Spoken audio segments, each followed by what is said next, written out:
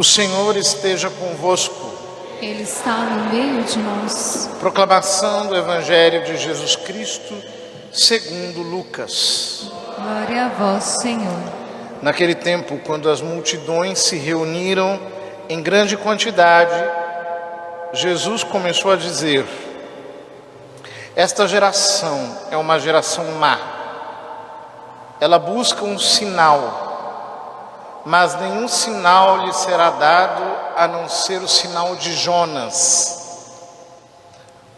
Com efeito, assim como Jonas foi um sinal para os ninivitas, assim também o Filho do Homem para esta geração. No dia do julgamento, a rainha do sul se levantará juntamente com os homens desta geração e os condenará, porque ela veio de uma terra distante para ouvir a sabedoria de Salomão. E aqui está quem é maior do que Salomão. No dia do julgamento, os ninivitas se levantarão juntamente com esta geração e a condenarão, porque eles se converteram quando ouviram a pregação de Jonas.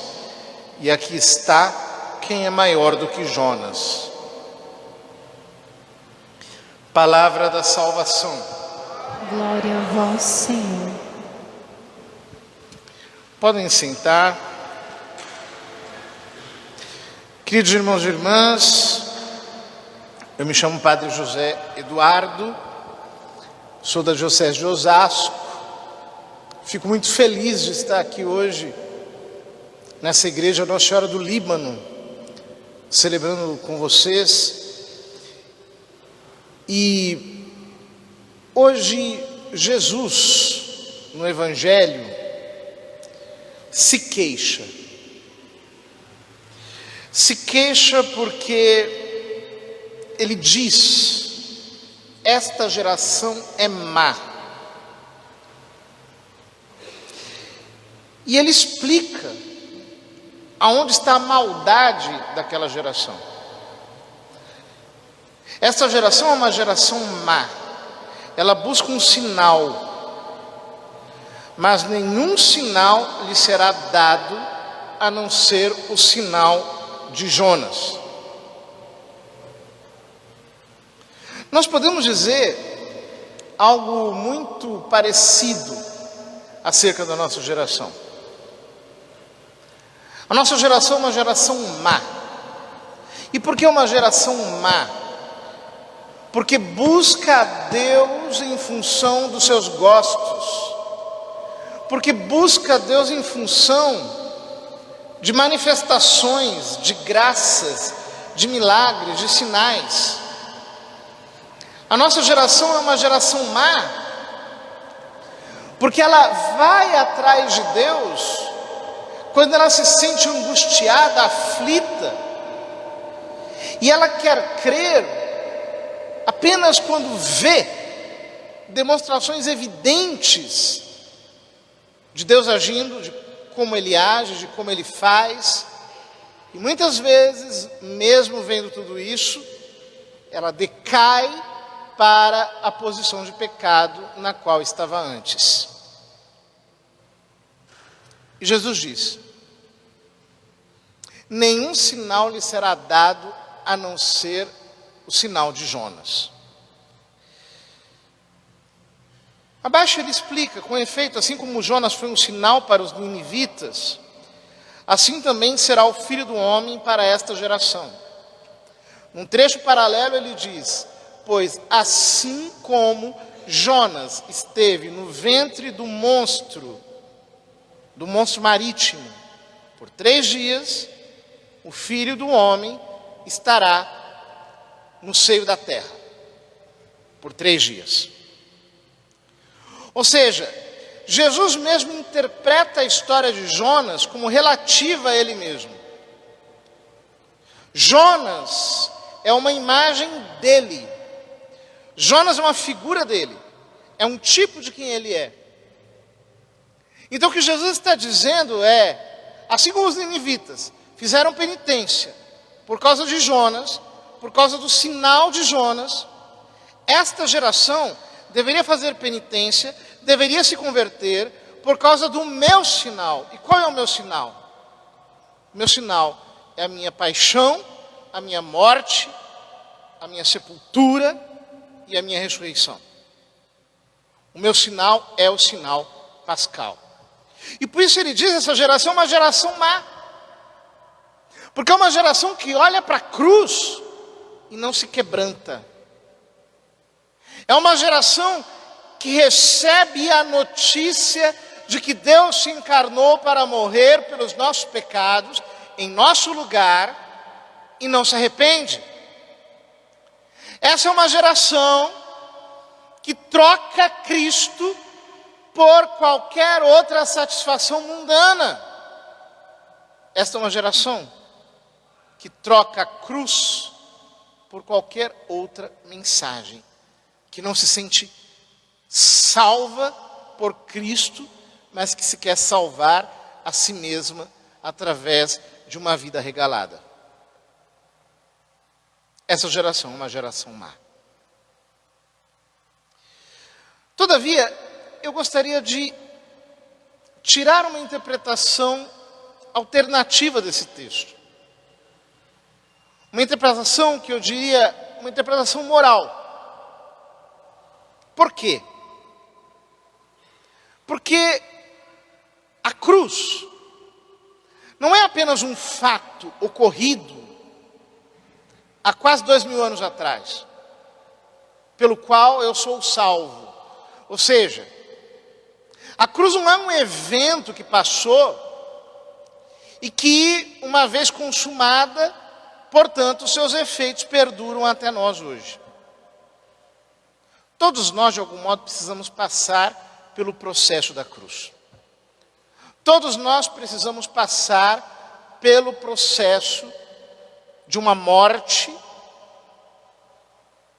de um aniquilamento, de uma perda da esperança, de um massacre, para podermos sair, pela graça de Cristo, ressuscitados para a vida sobrenatural. Essa foi a história de Jonas. Jonas era um profeta. E Deus disse: vai a Nínive, prega aos ninivitas, que ainda há 40 dias Nínive será destruída. Jonas diz: não, eu não quero ir. Ele era um judeu observante. Ele era fiel à Torá, à lei de Deus no Velho Testamento. E por isso ele olha para aquele povo pagão, para aquele povo idólatra. Ele olha para aquele povo cheio de costumes abomináveis. E ele diz: não, eu não vou. Então ele foge da presença do Senhor. Ele foge da terra de Nínive e vai para uma região oposta. Vai para Tarsis, diametralmente oposta de Nínive. E ali, ele foge numa embarcação. A embarcação começa a sofrer uma tormenta, quase naufraga. Os tripulantes consultam a adivinhação dos demônios e os demônios denunciam Jonas. Dizem: olha, é ele aí que é o culpado. Então eles jogam Jonas para dentro do mar. E o texto diz que Jonas é engolido pelo peixe. Ali, dentro do peixe, ele passa 3 dias. E quando ele sai, ele é vomitado pelo peixe na praia. É muito interessante que o texto da primeira leitura diz o seguinte: Jonas pôs-se a caminho de Nínive. Já estamos no capítulo 3, no final do livro de Jonas. Nínive era uma cidade muito grande. Eram necessários 3 dias para ser atravessada. Acontece que Nínive não é uma cidade grande e ela não leva 3 dias para ser atravessada. Ela é uma cidade pequena e ela pode ser atravessada em 2 horas. Tranquilamente. Por que que o texto diz que Nínive é uma cidade grande e que precisa ser atravessada em 3 dias? O texto diz isso justamente porque faz uma referência indireta ao fato de Jonas ter passado 3 dias dentro do ventre do peixe. Ou seja, não tem como eu levar a palavra, não tem como eu anunciar Cristo, não tem como eu compartilhar a mensagem da cruz, sem que antes eu tenha passado por um processo em que eu sou mergulhado na morte, eu sou mergulhado na sepultura, para apenas depois eu ser vomitado pela ressurreição. Ou seja, eu tenho que passar pelos processos da cruz. Eu tenho que passar pelos processos dolorosos de formação, pelos quais Deus quer que eu passe. Por quê? É dessa experiência profunda de uma vida mergulhada em Cristo, mergulhada no ventre do peixe que é Cristo, mergulhada no profundo das águas, mergulhada na dor, mergulhada no sofrimento, mergulhada na contradição, mergulhada na escuridão. É da profundidade dessas experiências que nasce a força, a unção que me tornam capaz de falar com propriedade da cruz, que me tornam capaz de anunciar Jesus Cristo de verdade. Um Jesus Cristo que não me resgatou apenas no papel, mas que me resgatou no profundo de todas as minhas dores, de todas as minhas crises, de todos os meus pecados. Eu preciso entender isso, senão eu jamais entenderei a pedagogia da graça. Ou seja, eu não preciso de sinais para crer. Eu não preciso de prodígios para crer. Como diz Paulo, eu vivo na fé do Filho de Deus, que me amou e por mim se entregou. E porque eu vivo na fé do Filho de Deus, eu passo por todos os processos de desconstrução pelos quais o Senhor quer que eu passe. Ninguém que tem uma vida profunda por Deus está isento de passar por dolorosos processos de humilhação, de dor, de desconstrução, de massacre, em que será completamente virado de ponta cabeça. Somos nós que criamos a ilusão de que uma vez que nós viemos para Deus, portanto, nós estamos assegurados contra todo e qualquer incômodo. Somos nós que criamos a fantasia de que o Evangelho nos dá uma espécie de guarda-costas que nos protege dessas experiências profundas. Não. Deus nos permitirá muitas vezes descer para o fundo do mar, para dentro do ventre do peixe. O peixe, aqui, pode também ser o sinal não de Cristo, mas pode ser um sinal do mal. Não nos esqueçamos que no livro do Apocalipse há 2 monstros. O monstro que vem do mar, que representa o anticristo, e o monstro que vem da terra, que representa o falso profeta. Jonas não quis enfrentar o monstro da terra, e por isso ele teve que enfrentar o monstro do mar. Quanto mais você fugir da cruz, mais você vai descer fundo nela. Não adianta fugir. É preciso abraçá-la.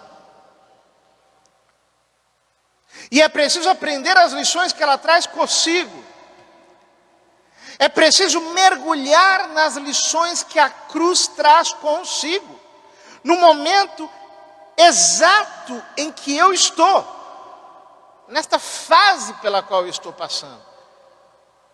Nós muitas vezes teremos de passar por momentos de profundo desalento, em que o nosso ser vai estar abandonado, em que nós vamos nos sentir órfãos, e que nós estaremos completamente esvaziados, em que nós não teremos gosto para nada, em que todas as portas estão fechadas, em que nós muitas vezes não teremos respostas para as nossas necessidades mais básicas, em que nós nos veremos sem ter para onde correr, em que o nosso ser ficará completamente desalojado de qualquer conforto.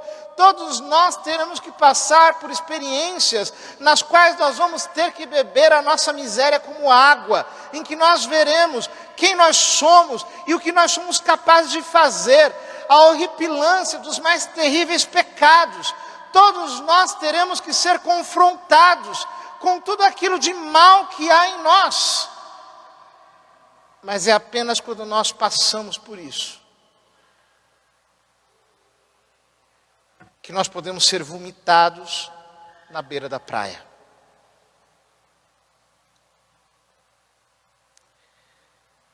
Um dos problemas que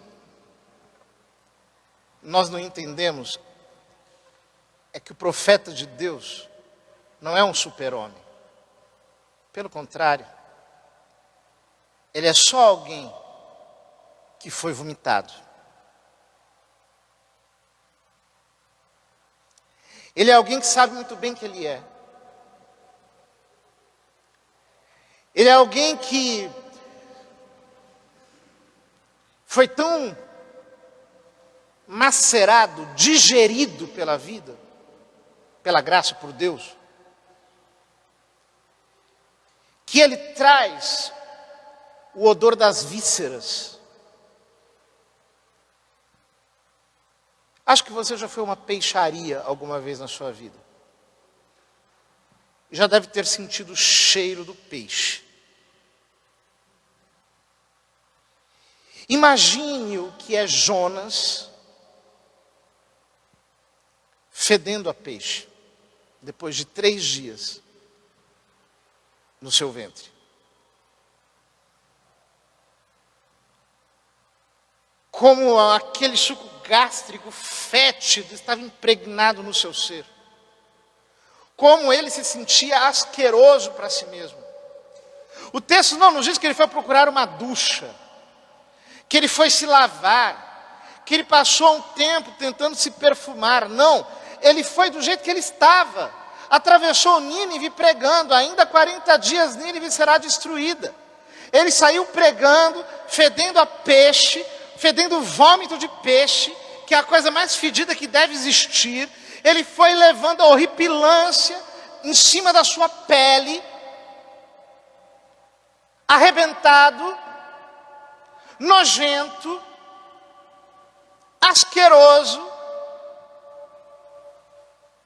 Mas foi nesse homem destruído, queimado, nesse homem digerido, que a graça de Deus agiu, porque não era mais ele. Ele já tinha morrido dentro daquele ventre. O que aquele peixe vomitou foi um homem transformado, foi um homem digerido, foi um homem profundamente reformado, como nós temos que ser reformados, pela luz da palavra no meio das nossas tribulações.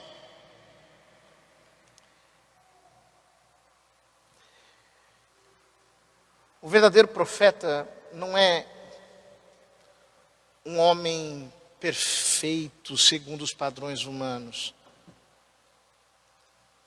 E eu creio que essa geração precisa ser transformada, e ela será transformada não por homens limpinhos, bonitinhos, que nunca erraram, que sempre estiveram a salvo de todo tipo de engano, não.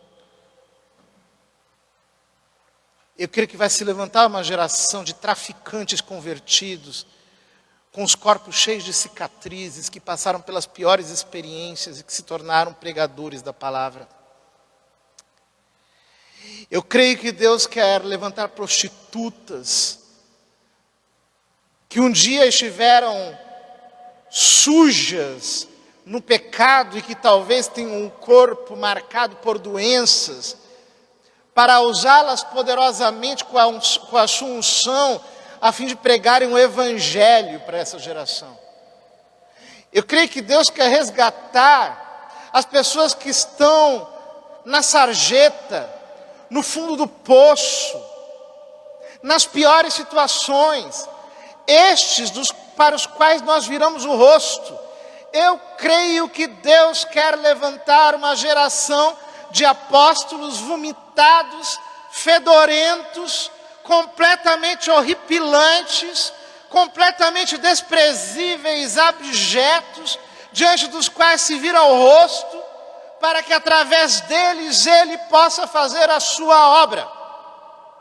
São estes homens vomitados pela vida, são esses homens macerados pelo sofrimento, trabalhados na tribulação, que passaram pela cruz, verdadeiramente não fugiram dela. São esses homens que carregarão o peso da unção que vai quebrar o coração e levar a nossa geração à conversão. Por isso não tenha medo das suas cruzes.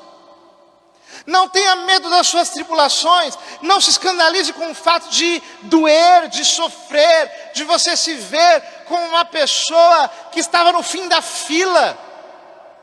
Não olhe para você com desprezo, porque talvez você se converteu ontem, estava no meio de um monte de coisas erradas.